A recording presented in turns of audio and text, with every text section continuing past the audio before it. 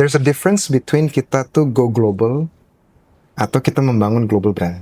Oh, Gitu. Jadi kalau go global itu ya kita dan itulah yang kebanyakan perusahaan lakukan, itu adalah apa yang ada di Indonesia ya udah dikeluarin aja gitu. ekspor. Ekspor dan segala macam itu go global.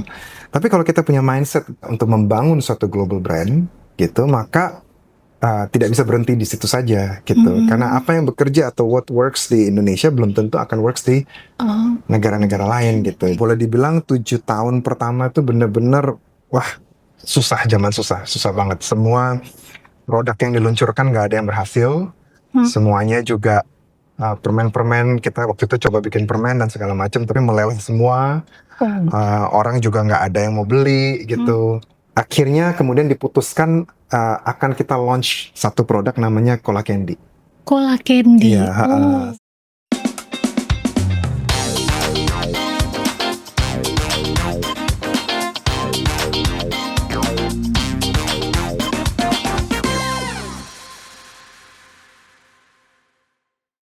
Halo pemirsa, selamat datang kembali di podcast dari Redaksi SWA, tempat kita ngobrol inspiratif seputar brand, leadership, keuangan, resources, entrepreneurship, family business, dan teknologi informasi. Kembali lagi dengan saya Ari Lilia, jurnalis SWA Media Group. Dan hari ini kita akan membahas sebuah topik yang sangat menarik. Ini adalah sebuah perusahaan asli Indonesia yang ternyata dia sudah berhasil menembus 20 negara, bahkan lebih mungkin ya. Nah, ini adalah Unifarm, di mana sudah berhasil menembus pasar global. Kita akan mengulik lebih jauh bagaimana perusahaan ini bisa tembus pasar global dan ada di 20 negara. Mungkin kita dan pemirsa di rumah mengenal merek-merek seperti Milkita, Kiko, permen Super, Cola Candy, Jagoan Neon atau Lemonilo. Ini kan brand atau produk-produk yang ada di keseharian kita. Tapi mungkin belum banyak yang tahu bahwa merek-merek ini ternyata di bawah naungan PT United Family Food atau Unifarm yang sudah ada di Indonesia lebih dari 40 tahun, dan itu tadi sudah tembus di 20 negara. Nah, kita akan cari tahu nih, keberhasilan Unifarm bisa menembus pasar global, itu pastinya kan tidak dalam semalam ya. Pasti ada perjalanan menghadapi masa sulit, bertransformasi, membangun inovasi, memperkuat distribusi, hingga merancang strategi untuk bisa tembus dan eksis di pasar global. Dan hari ini kami beruntung, tim dari Redaksi SWA Podcast diterima langsung di kantornya Unifarm dan bisa berbincang langsung nih dengan pemimpinnya, Bapak Steven Erwin Wijaya, CEO PT United Family Food Unifarm. Apa kabar Pak Steven? baik. Selamat malam. Senang Selamat bisa malam. hadir di sini di acaranya podcast SWA. Terima kasih Pak Steven untuk sudah menerima kami hari ini ya di kantornya Unifarm. Dengan senang hati. Terima kasih juga ini buat undangannya. Sama-sama Pak Steven, dan nanti kita akan mengulik lebih jauh nih mengenai ceritanya Unifarm, terutama yang tadi Pak, bisa tembus di pasar global. Ya, baik. Tapi sebelum mulai, pemirsa seperti biasa saya ingatkan untuk like, share, dan subscribe.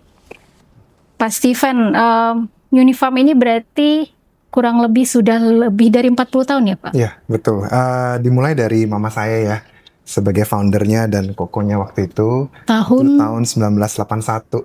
Jadi tahun ini kita merayakan umur 45 tahun. 45 tahun. Ya, betul.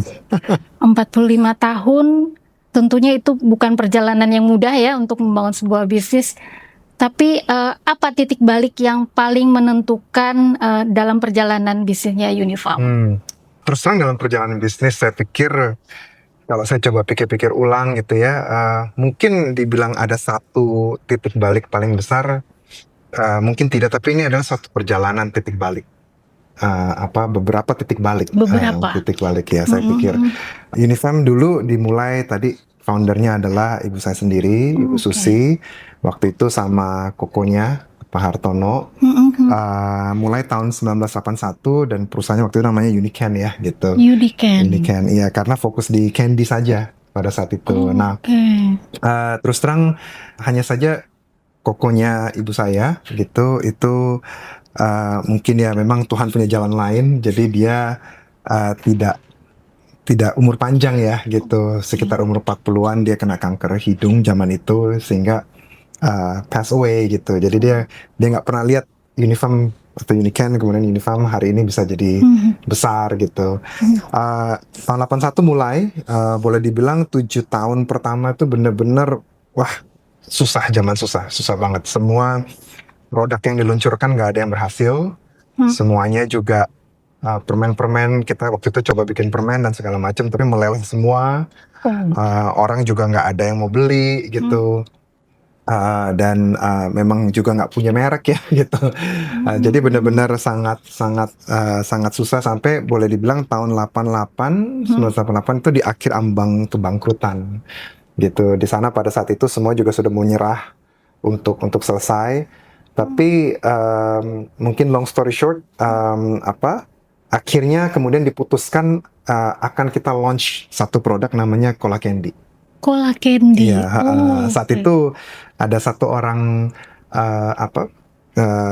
mama saya pada saat dia di titik-titik terakhirnya gitu ya, sudah benar-benar boleh dibilang semua orang sudah mau nyerah, seluruh shareholder, keluarga juga sudah nggak mau lanjutin, semua boleh dibilang pada saat itu kalau mungkin kita likuidasi, maksudnya bangkrut beneran ya.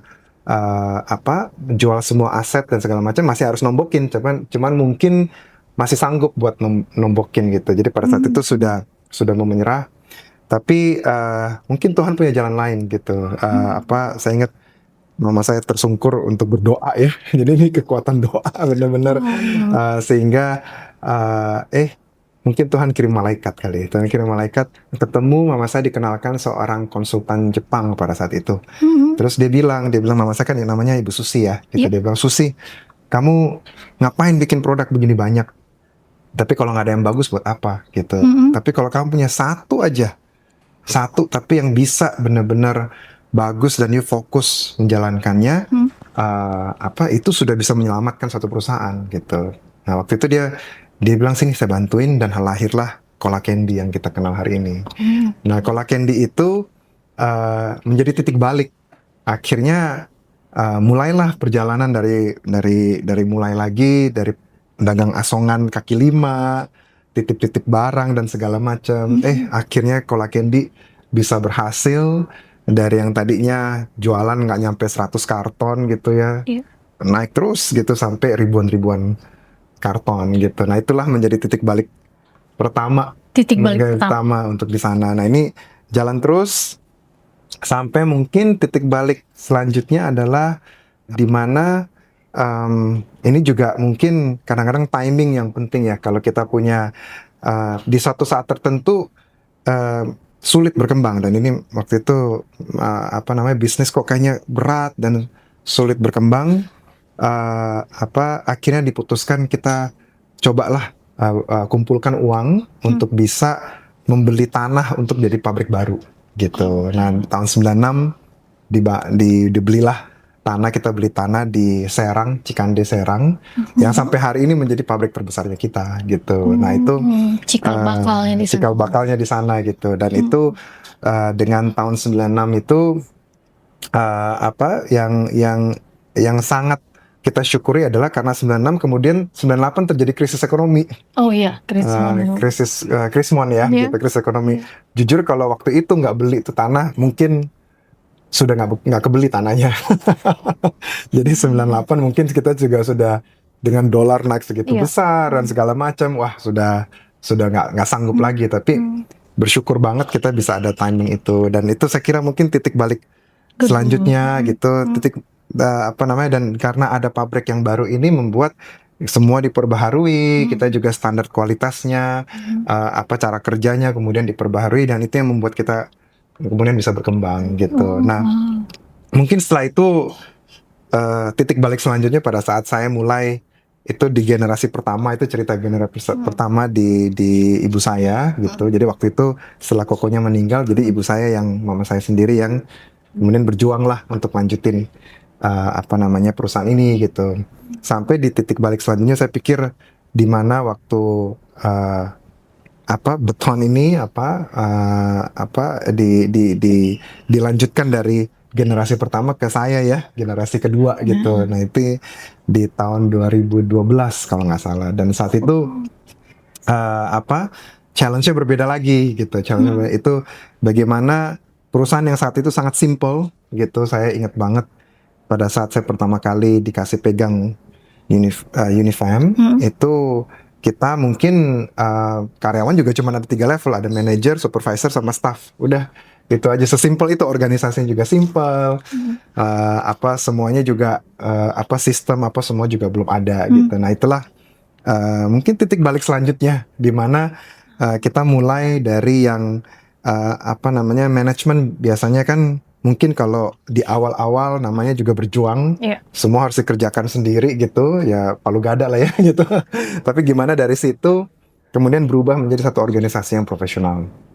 Nah, inilah transformasi itu kemudian berjalan, di mana tentu saja di dalam transformasi itu sampai hari ini juga pasti ada titik-titik balik gitu, baik itu dari tapi mulailah itu perjalanan transformasi dari transformasi baik itu sumber daya manusia, digitalisasi, branding, distribution dan segala macam, dan inovasi-inovasi selanjutnya. Saya pikir itulah akhirnya membawa kita sampai ke hari ini ya. Tuh. Berarti Pak Steven ini generasi kedua ternyata ya Pak? Iya, saya generasi kedua. Nah ini Pak, apakah ada nilai value yang diwariskan yang akhirnya itu masih tetap dipertahankan sampai hari ini? Ada ya, tentunya ada gitu.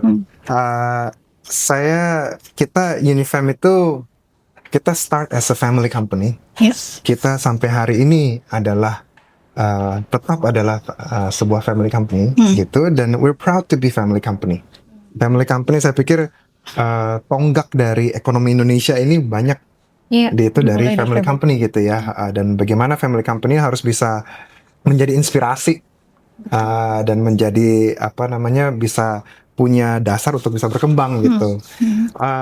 Tapi dalam kita berkembang itu saya kira penting kita ada value-value founder yang harus kita pertahankan. Kalau khususnya dalam satu hal ini, saya pikir yang saya belajar banyak, yang saya coba terus pertahankan sampai hari ini, itu saya melihat bagaimana ibu saya itu memimpin dari hati.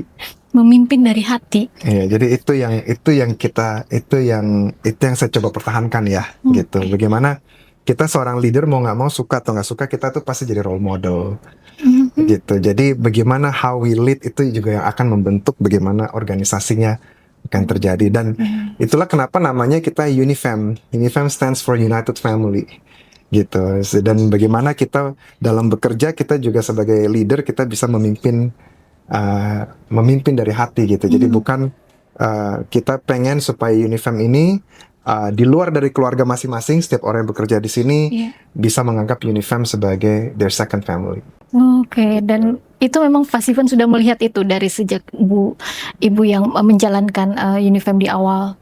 Iya, tentu saja gayanya mungkin agak berbeda, gayanya ibu saya dengan gayanya saya mungkin akan juga punya perbedaan, tapi mungkin esensinya sama. Ya. Dalam arti kita tuh bagaimana kita sebisa mungkin kita memimpin dari hati ya, kita harus punya kita benar-benar care gitu ya, gitu, bukan sekedar transactional relationships saja, tapi bagaimana kita kalau di dalam bahasanya Unifam itu kita bilang kita membangun profesionalisme yang kekeluargaan atau kekeluargaan yang profesional. Kekeluargaan yang profesional. Nah, tapi kan tadi Pak Steven bilang ketika berlanjut di tangannya Pak Steven, organisasi sudah lebih besar seperti itu ya.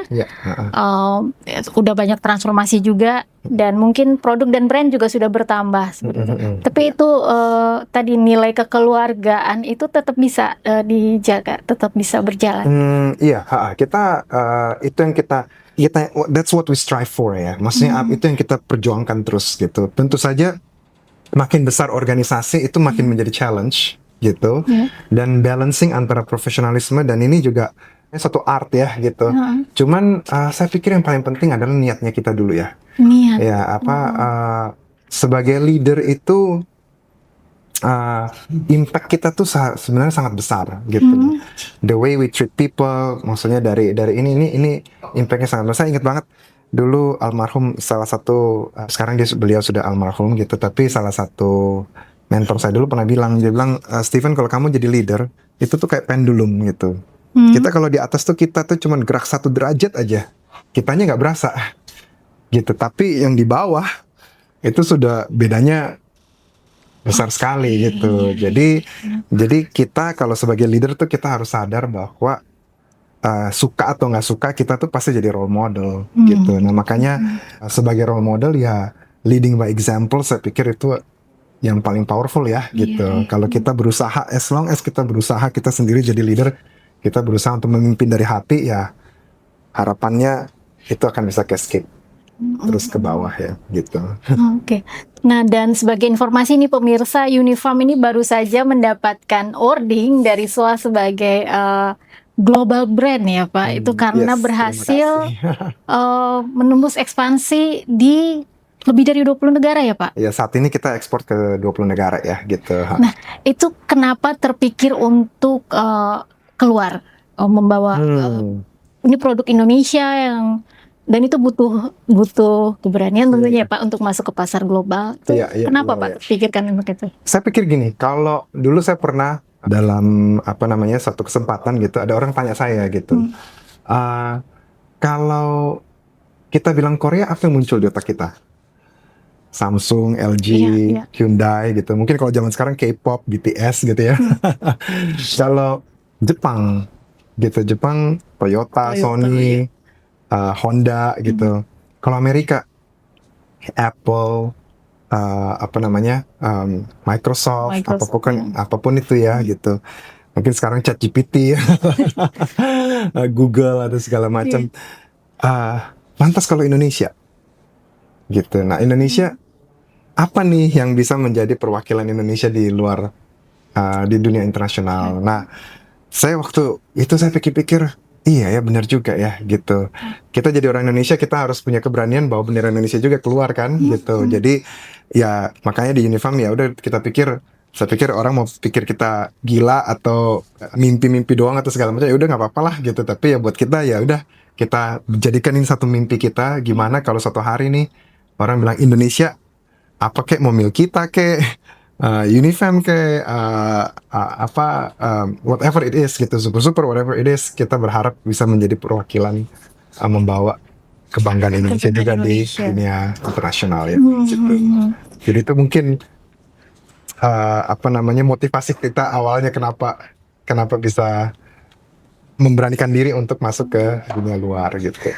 Awal masuk ke pasar global, brand yang mana Pak yang duluan? Atau kita saat ini mungkin lokomotif yang kita utamakan adalah brand Mil Kita ya. Oh, Mil Kita. Ya, sebagai flagship brand kita gitu. Dia pasar terbesarnya di mana saja sih Pak di global? Kita mungkin ada beberapa negara fokus. Yang negara fokus yang kita fokuskan itu ada di Vietnam, di Filipina, gitu. Mil Kita itu juga sudah jadi permen susu nomor 1 di Kamboja, gitu saat ini. Kemudian kita juga ada operation di US, di Amerika. Jadi kita ada operation sendiri di Los Angeles, base-nya. Kemudian kita baru buka juga di Middle East ya, di Dubai. Gitu. Tapi Pak, membawa produk makanan Indonesia untuk bisa tembus ke pasar global tentunya tidak mudah dong Pak.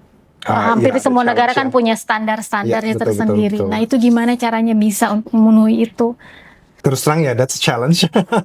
Pertama ya, berarti kita harus punya mindset global ya, gitu. Dalam arti mulai dari produknya gitu. Produknya itu kita juga harus punya. Jadi artinya misalnya contohnya pada saat kita launching produk, katakanlah dalam hal ini Mil Kita gitu. Misalnya kita nggak bisa launching produk Mil Kita itu standarnya atau kualitasnya bisa berbeda-beda di negara-negara yang berbeda-beda gitu. Misalnya katakanlah di Indonesia, dia empuk, enak gitu. Terus sampai negara sampai ke Korea atau Jepang jadi keras gitu. Atau misalnya ini dia jadi lumer atau segala macam. Itu dengan musim yang berbeda-beda gitu, dan iya. humidity yang mungkin berbeda-beda. Jadi berarti itu menuntut kita untuk bikin satu, pertama dari produknya sendiri itu saja sudah harus berkualitas standar internasional gitu, bisa benar-benar survive dan bersaing lah, mempunyai daya saing global gitu. Dan yang kedua saya pikir juga ya kita harus mengerti pasar lokal yang kita masukin ya. Gitu. Nah, itu menjadi tantangan yang kita perlu kaji gitu. Jadi mengetahui medan yang ada dan segala macam, dan itu juga memilih negara mana nih yang kita bisa masukin, competitive landscape-nya seperti apa gitu. Nah, ini tentu saja menjadi tantangan-tantangan yang kita hadapi.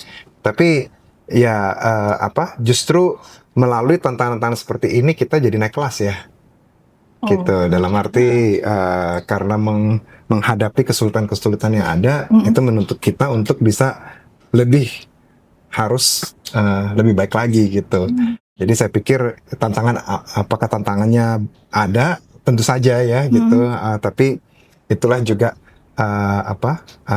yang membuat kita juga jadi lebih kuat, lebih naik kelas ya. Seperti ada orang bilang, what doesn't break you makes you stronger kan. Jadi dalam hal ini juga karena justru menghadapi tantangan-tantangan itu kita jadi taruh standar yang lebih tinggi buat diri kita sendiri, dan itulah bagaimana kita naik kelas. Itu di 20 negara produksinya semuanya dari Indonesia atau di masing-masing itu ada? Saat ini kita masih produksi dari Indonesia ya. Gitu. Luar biasa Pak. Dan kalau boleh ada satu pelajaran yang paling penting Pak setelah akhirnya berhasil menembus 20 negara itu, apa Pak pelajaran yang didapat? Dalam hal ini mungkin ada bedanya kita itu membangun, there's a difference between kita tuh go global atau kita membangun global brand. Gitu. Jadi kalau go global itu ya kita dan itulah yang kebanyakan perusahaan lakukan, itu adalah apa yang ada di Indonesia ya udah dikeluarin aja gitu, ekspor dan segala macam, itu go global. Tapi kalau kita punya mindset untuk membangun suatu global brand gitu, maka tidak bisa berhenti di situ saja gitu, karena apa yang bekerja atau what works di Indonesia belum tentu akan works di negara-negara lain gitu. Jadi mungkin kalau ditanya pelajaran apa nih setelah sudah 20 negara, mungkin saya pikir adalah satu mindset how we can think globally tapi we act locally. Jadi dalam mengembangkan bisnis ini kita harus punya mindset bisnis global gitu. Dreamnya juga harus besar, harus punya dream membangun satu global business gitu ya, gitu. Tapi dalam eksekusinya kita harus punya kearifan lokal gitu, karena kalau enggak ya segitu-segitu aja, nggak bakal berkembang ya gitu. Mungkin kearifan lokal itu jadi fondasinya gitu ya Pak. Iya betul. Iya, pemirsa, ini pembicaraan makin menarik, tapi kita kasih dulu yang mau lewat berikut ini. Di era di mana teknologi informasi dan komunikasi berkembang pesat, transformasi digital memaksa kita memahami alur informasi yang tersebar cepat melalui jaringan internet. Membaca berita melalui gawai pribadi kini menjadi rutinitas harian bagi banyak orang. Selain memperoleh informasi terbaru, membaca berita juga menambah wawasan dan melindungi kita dari hoax.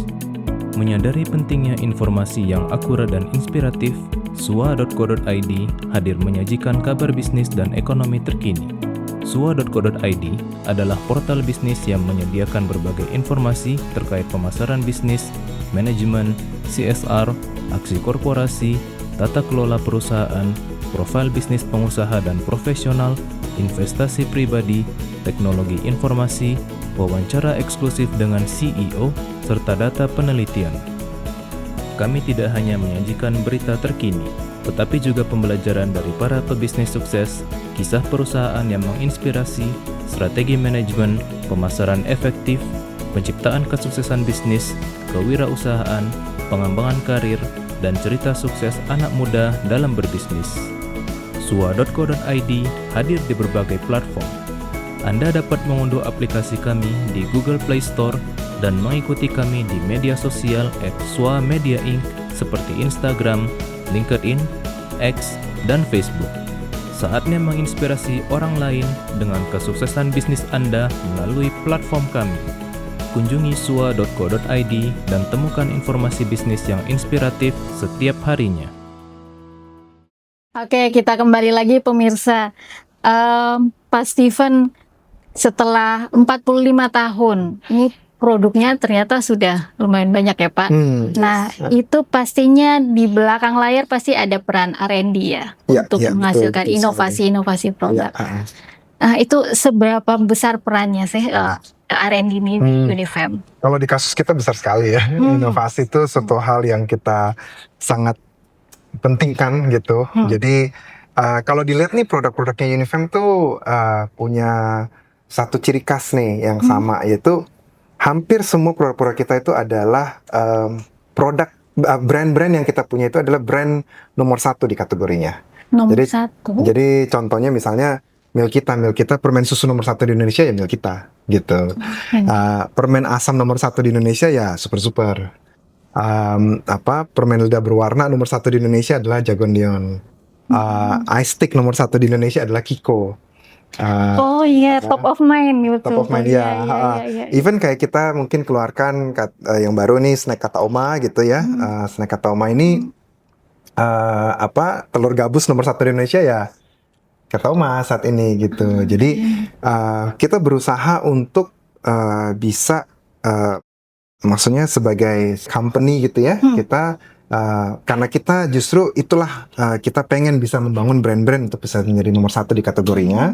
Makanya inovasi ini menjadi salah satu DNA kita ya gitu. Nah, karena inovasi ini menjadi salah satu DNA kita ya, maka peran R&D tentu saja sangat besar gitu. Kita di sini kita pengen kalau bisa kita jadi kita yang membangun kategori, kita yang menjadi the first pionirnya itu ya. Pionirnya ya di dalam kategori itu gitu. Dan karena DNA kita bukan untuk hanya sekedar ikut-ikutan atau jadi cuman penggembira di dalam satu kategori gitu. Tapi kita pengen supaya kita bisa menjadi pionir dalam kategori tersebut. Nah, karena itu makanya inovasi itu menjadi satu hal yang sangat-sangat penting ya gitu. Dan itulah makanya peran R&D juga sangat-sangat besar. Oke, nah ini yang terbaru apa lagi nih Pak yang sedang dikembangkan tim R&D-nya? Ini produk terbaru kita nih. Ini namanya High Fruit. Mungkin buat teman-teman ini High Fruit. High Fruit ini sama. Kita di dalam ini produk yang sangat baru yang barusan kita luncurkan. Baru cuman 2 bulan yang lalu kalau nggak salah gitu. Ini adalah fruit snack. Snack buah pertama di Indonesia. Dalam arti snack buah. Betul. Buah di dalam kemasan, Pak. Iya, betul. It's a fruit in your pockets. Jadi kalau pengen ngemil buah, tinggal ngemil High Fruit. Nah, jadi ini adalah lebih dari 50% itu dibuat dari real fruit juice. Jadi benar-benar the first ingredient nomor 1-nya itu adalah buah. Jus buah, benar. Jadi dan makanya tiap biji ini tuh dia cuman punya gulanya sendiri tuh rendah, cuman 1 gram gula. Tapi karena benar-benar ingredient nomor 1-nya adalah jus buahnya itu sendiri. Tanpa ada tambahan gula lagi. Ada tambahan gula tapi sedikit, cuman kira-kira 1 gram gitu. Nah ini boleh dicoba nih. Silakan Ibu Lili dicoba. Ini anggur ya. Iya, kalau dilihat tuh kayak anggur muscat ya, anggur hijau bentuknya gitu. Juga. Oh, dia kayak permen gummy jelly. Iya, betul. Tapi ini benar-benar benar-benar seperti makan buah. Anggur gitu ya. Ini manisnya sampai masih kalau mirip anggur. Kalau dirasakan ini benar-benar multi teksturil. Jadi di luarnya tuh kayak ada lapisan tertentu yang membuat seperti kalau makan anggur ada kulitnya, terus di dalamnya kayak ada makan anggur, kayak ada isinya anggur gitu. Jadi orang bisa merasakan kayak makan anggur beneran. Cuman ini makan anggur yang bisa dibawa kemana-mana saja gitu. Dan memang memang ini adalah ngemil buah gitu.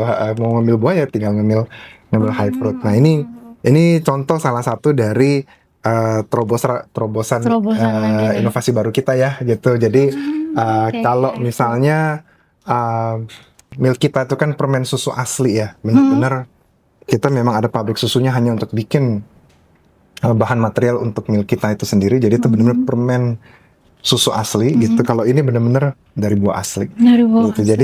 Jadi kan kalau kita kemana-mana nggak mungkin kita bawa buah kemana-mana Iya. kan gitu.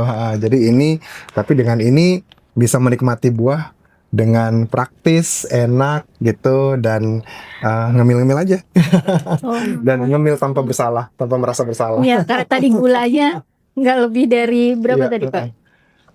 satu biji paling cuma 1 sekitar 1 gram. graman ya. Aman nih untuk orang-orang yang Iya. lagi diet gula.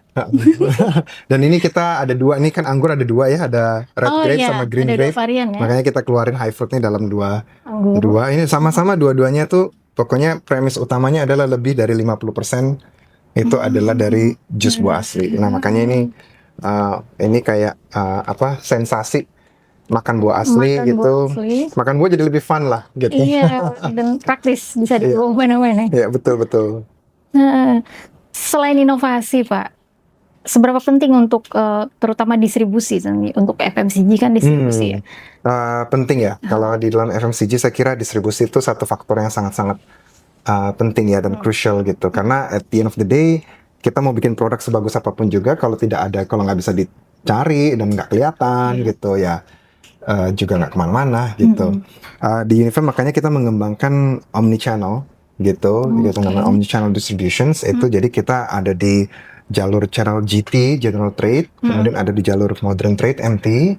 Tapi kita juga mengembangkan e-commerce gitu, e-commerce. Unifem ini kita boleh bangga kalau kita ini perusahaan confectionery dengan e-commerce terbesar di Indonesia gitu. Jualan e-commerce kita tuh nomor 1 saat ini. Kita sehari aja tuh bisa ada belasan ribu transaksi di di e-commerce kita gitu ya. Jadi kita serius juga membangun jalur e-commerce sebagai touch point kita supaya kita bisa mengenal dan lebih dekat dengan konsumen ya gitu. Dan kita juga sekarang lagi membangun jalur HoReCa, jadi hotel, restoran dan kafe. Oke, untuk gitu, B2B ya. supaya dengan demikian kita ada jalur GT, MT, e-commerce dan HoReCa ini menjadi satu omnichannel untuk bisa menyalurkan dan berkoneksi dengan dengan konsumen-konsumen kita gitu. Jadi kira-kira itu. Tadi Pak Steven sempat mention bahwa di e-commerce pun Unifem tetap berusaha untuk membangun engagement dengan konsumen. Itu seperti apa Pak bentuknya atau caranya untuk bisa bangun itu? Bagusnya e-commerce itu kan adalah di dalam traditional supply chain itu kan banyak sekali middleman ya, gitu. Apakah itu mungkin bisa aja ada star outlet atau grosir atau ada semi grosir. Ada retailer dan sebagainya, warung-warung. Itu semua jalur distribusi yang memang diperlukan gitu dan memang kebanyakan pasti harus melalui itu supaya kita juga lebih efisien. Namun ada satu juga kelemahannya dari traditional ini adalah touch point kita dengan konsumen jadi agak jauh. Itu saya kira e-commerce ini adalah satu kesempatan di mana kita nih sebagai produsen dan brand owner dan segala macam itu bisa punya touch point langsung dengan konsumen gitu. Dan jadi sehingga kita bisa tahu nih kalau ada komplain, ada masukan apa gitu, apa sih yang dia suka, ada consumer insight apa. Itu banyak kita bisa tahu dari pengalaman-pengalaman interaksi kita dengan melalui e-commerce gitu. Jadi ini makanya kenapa kita serius juga membangun channel ini ya gitu. Dan dari sini juga e-commerce kita dengan semakin kuat, kita juga makin bisa mengintroduce produk-produk kita lebih mudah dan lebih direct langsung juga ke consumer gitu. Dan itu dan dengan demikian kita juga bisa mendapatkan feedback dari consumer yang lebih cepat juga gitu. Tapi dengan brand yang segini banyaknya itu bisa tuh Pak ya, bisa bangun komunikasi yang dan respon yang bisa tepat seperti itu. Bisa. Ini tentu saja itulah makanya dibutuhkan channel management yang bagus ya gitu. Kalau kita memang membangun e-commerce ya memang harus dedicated membangun itu juga gitu. Nggak bisa disambi lah ibaratnya gitu. Serius sih Pak. Iya. Benar-benar serius dibangun. Dan Unifem katanya juga bercita-cita pengen menjadi world class company ya Pak. Yes. Nah, itu visi misi yang dibangun itu seperti apa Pak untuk bisa menuju world class company? Tentu saja di Unifem kita tuh bilang bahwa kita pengen menjadi a consumer oriented world class player. Jadi consumer oriented artinya kita berorientasi pada konsumen gitu ya. Jadi buat kita tuh customer experience tuh menjadi sangat penting gitu. World class player artinya kita juga harus punya operational excellence gitu. Dan artinya berarti kita ini harus punya standar-standar sebagai pemain global gitu. Nah, jadi misalnya dari produknya sendiri itu harus punya standar. Maksudnya standar dan daya saing global gitu. Tapi bukan hanya dari produk, nggak bisa cuma berhenti di produk ya. Secara proses kita juga harus terus improve supaya kita juga punya proses kita bisa compete di dunia internasional gitu. Sistem yang kita bangun juga harus bagus dan bisa efisien sehingga bisa berdaya saing. Iya, bersaing, mempunyai daya saing. Dan yang paling penting saya pikir adalah people ya, maksudnya organisasinya juga harus kuat gitu. Kita harus punya orang-orang yang mempunyai kualifikasi untuk bisa mempunyai daya saing di dunia global juga ya gitu. Dan itu makanya pengertian kita tentang world class player itu artinya kita juga harus dari segi tadi kembali lagi produk, proses, sistem, people, ini semuanya juga harus mempunyai daya saing standar internasional gitu. Jadi world class itu dimulainya dari dalam dulu ya, dari internal organisasinya dulu. Betul, betul sekali. Oke. Dan seperti kita tahu ini Pak kan pasar global itu terus berubah, terutama belakangan ini ya ada isu geopolitik, ekonomi. Nah itu gimana Unifem menjaga daya saingnya? Apa termasuk yang tadi itu juga ya? Tadi itu ya. Saya pikir apapun situasi yang kita hadapi, tentu saja dunia geopolitik dan segala macam ada hal-hal yang bisa kita kontrol, ada hal-hal yang nggak bisa kita kontrol kan ya. Kita ada hal yang kita bisa influence, ada hal yang mungkin kita nggak bisa influence. Mungkin bagaimana pergerakan misalnya sekarang ada perang lah segala macam itu mungkin kita nggak bisa kontrol hal-hal tersebut gitu. Tapi yang kita bisa kontrol adalah bagaimana kita berespon atau bereaksi terhadap situasi geopolitik yang ada gitu. Saya percaya bahwa apapun situasinya mau susah atau mau baik atau bagaimana, opportunity itu selalu ada. Gitu. Jadi saya pikir nomor satu kita harus punya mindset dulu bahwa opportunity itu selalu ada gitu. That mindset of abundance ini saya pikir penting ya gitu untuk supaya kita bisa berkembang. Karena kalau enggak kita belum apa-apa sudah namanya udah kalah sebelum perang. Ya, jadi kita butuh segala sesuatu saya pikir dimulai dari mimpi ya gitu. Jadi makanya kita harus untuk punya mimpi ini kita harus punya mindset yang benar kan. Pertama mindset bahwa opportunity itu selalu ada. Dan seringkali dari even pengalaman saya juga bicara dengan begitu banyak orang, seringkali malah opportunity terbesar itu hadir pada saat-saat yang paling susah.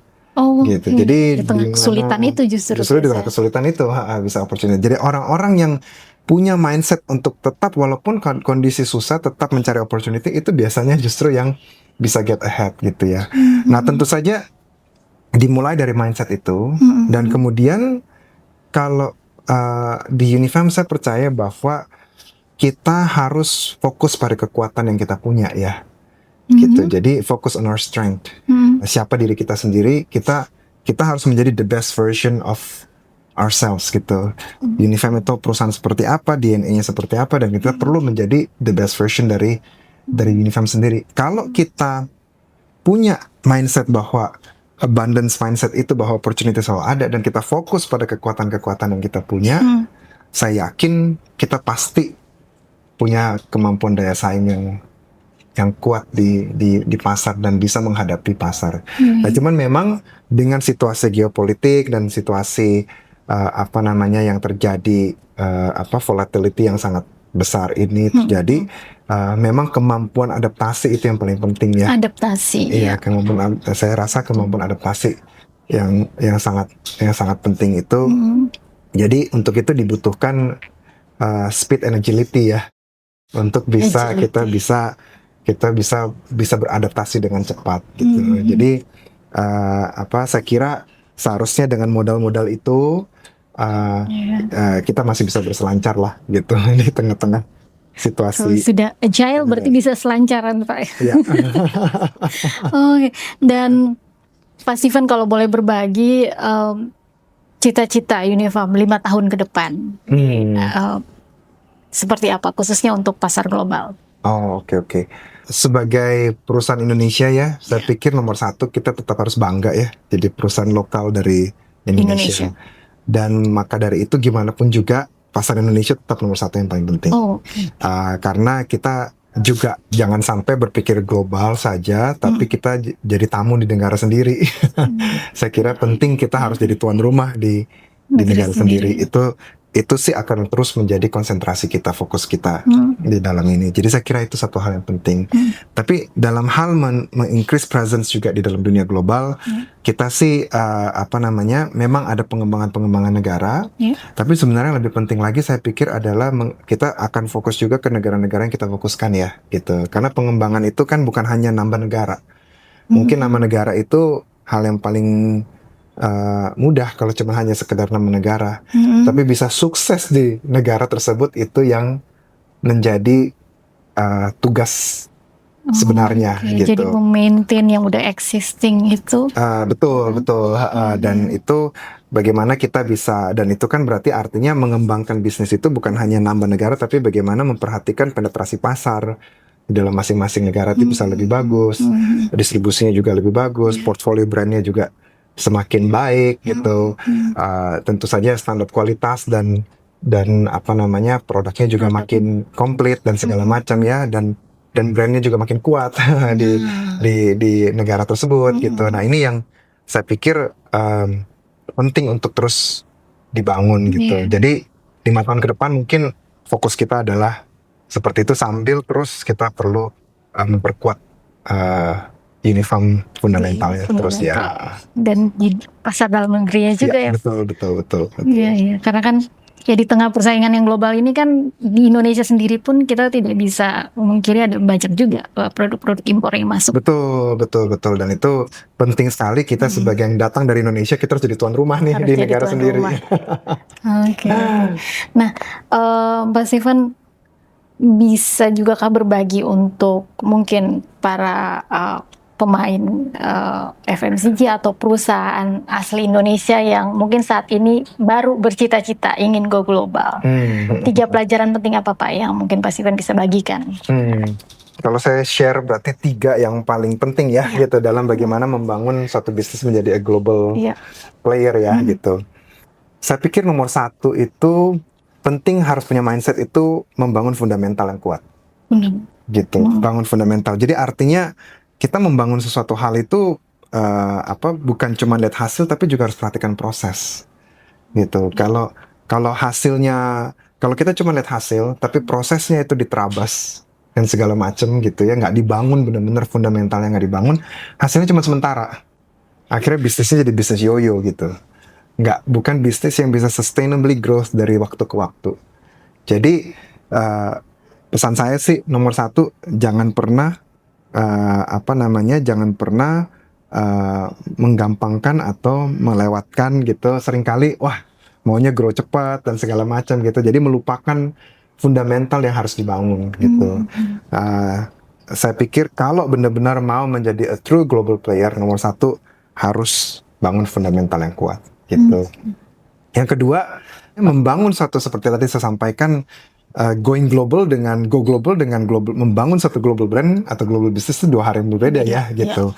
Nah, karena itu harus bisa tahu medan. Kita harus punya mindset tuh tahu medan, dan artinya atensi kita, perhatian kita terhadap, kita harus menjadi market oriented, consumer oriented gitu. Banyak perusahaan itu ngelihatnya tuh dari cuman saya punya teknologi apa ya, saya punya produk apa, diintroduce aja ke pasar gitu. Tapi justru kita harus lihat konsumen itu atau market itu sebenarnya butuh apa sih. Harus bisa lihat dari sisi mereka dari sisi mereka, dan solusi apa yang bisa kita tawarkan ke mereka sehingga solusi ini bisa menjadi jawaban atas needs yang, kebutuhan yang mereka lakukan. Ini satu mindset yang sangat berbeda kan ya gitu. Satu lebih market driven, satu lebih consumer oriented, di mana satu lebih produsen oriented gitu. Tapi kalau menjadi global business, saya pikir menghadapi pasar-pasar yang berbeda-beda itu penting harus punya mindset ini dimulai dari konsumen gitu. Nah inilah yang tadi dan dengan mengerti konsumen kita jadi lebih mengerti medannya, landscape-nya seperti apa, competitive landscape-nya juga seperti apa gitu. Dan mungkin yang ketiga pada akhirnya yang bisa menjalankan ini semua pada akhirnya adalah people ya. People. Orang gitu. Jadi pentingnya membangun organisasi yang kuat. Saya kira itu penting sekali gitu. Orang-orang yang bisa membawa memang untuk bisnisnya tersebut naik kelas gitu, going to the next level dan benar-benar menjadi a global player. Jadi mungkin kalau bisa share ya 3 hal itu yang sedikit tips untuk membangun global player dari saya. Wow, Pak Steven luar biasa banget ini. Sepertinya kalau kata anak sekarang isinya daging semua, Pak. Terima kasih. Sebenarnya kita masih pengen ngulik lebih banyak, tapi terbatas waktu, Pak. Jadi terima kasih banyak Bapak untuk waktu dan sharing hari ini. Dengan senang hati. Pemirsa, demikian perbincangan kita hari ini dengan Bapak Steven Erwin Wijaya, CEO PT United Family Food. Semoga ada banyak pelajaran yang bisa kita ambil dari perbincangan kita kali ini, dan nantikan episode-episode lainnya di podcast dari Redaksi Siswa. Sampai jumpa. Terima kasih. Terima kasih. Registrasi sebelum berangkat. Ayo. Urusin bos.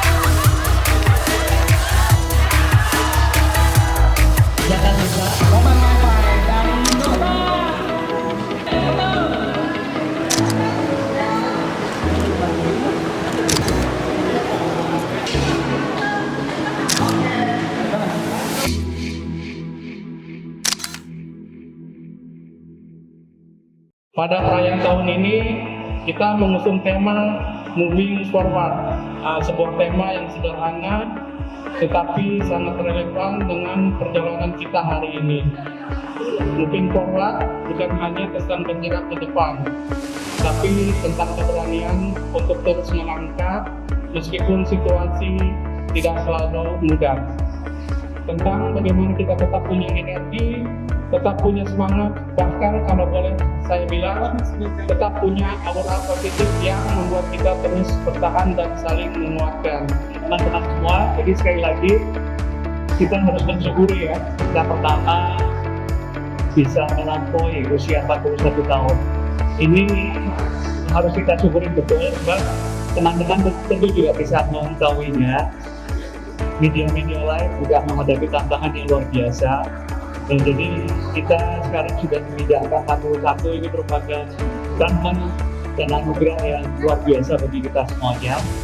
Sebab dengan demikian ya kita masih bisa berkumpul di sini, masih bisa bekerja bersama-sama di sini, dan itu harus selalu kita syukuri, dan itu insya Allah bisa terus membuat kita terus semangat bekerja, semangat untuk berkolaborasi sehingga terjadi sinergi yang luar biasa. Ada beberapa pihak juga nih yang untuk membantu mensukseskan acara HUT SUA keempat sampai kali ini. Ada Roti Kopi, High Cup, Tugu, McDonald, Lock and Lock, Sambu, KLB Group, Bluebird Group, Image Dynamic, LG, Sharp, Jastindo, ASDP, Bank Raya, Quantum, and Helpental. Indosat, Volkswagen, Kidzania, Foxon, Ancol, BCA, BNI Sekuritas, Artugo, Medland, Kawan Lama Group, Bandar Jakarta, No Point Line, Sangria, Pizza Hut, Saint Ivan, Cimory, dan juga Telkomsel. Mudah-mudahan dengan ikhtiar-ikhtiar yang terus kita jalankan, kita dapat terus berkolaborasi dengan sejumlah mitra, dan kita juga dapat memberikan yang terbaik kepada para mitra kita.